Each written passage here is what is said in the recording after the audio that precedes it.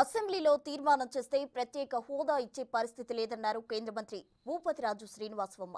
ఢిల్లీలో మొక్క నాటిన ఆయన ఏపీని అన్ని విధాలుగా ఆదుకునేందుకు మోదీ ప్రభుత్వం సిద్ధంగా ఉందన్నారు.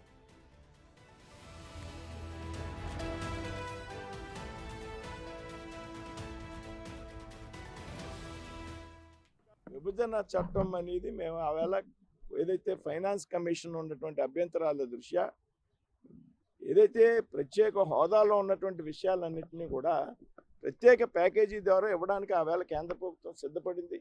ఈపాటికే ఏదైతే హోదాలో ఉన్నటువంటి అనేక అంశాలని ఈపాటికే ఫుల్ఫిల్ చేయడం జరిగింది. ఆంధ్రప్రదేశ్ రాష్ట్రానికి సంబంధించి కేంద్రం ఇంకేమైనా ఉంటే కూడా ఇవాళ కేంద్రంలో రాష్ట్రంలో ఒకే కూటమికి సంబంధించినటువంటి ఎన్డీఏ ప్రభుత్వాలు అధికారంలోకి వచ్చాయి కాబట్టి ఖచ్చితంగా ఆంధ్రప్రదేశ్ విషయంలో రాష్ట్ర అభివృద్ధి విషయంలో విడిపోయినటువంటి ఆంధ్రప్రదేశ్కు ఉన్నటువంటి కష్టాలు తెలుసుకుని వాటిని ముందుకు తీసుకెళ్లేటువంటి ప్రయత్నం కేంద్ర ప్రభుత్వం చేస్తుంది. ఇదే తీర్మానాలు చేస్తే ఇచ్చేటువంటి సబ్జెక్ట్ కాదండి. ఈ లెక్కన దేశంలో ఉన్నటువంటి అన్ని రాష్ట్రాలు కూడా తీర్మానం చేస్తే ఆంధ్రప్రదేశ్ కూడా ఇవ్వకపోవడానికి కారణం ఏంటి?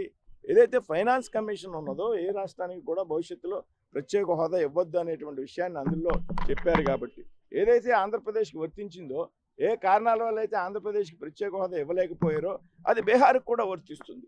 దాన్ని ఆలోచించి కేంద్ర ప్రభుత్వం నిర్ణయం తీసుకుంది.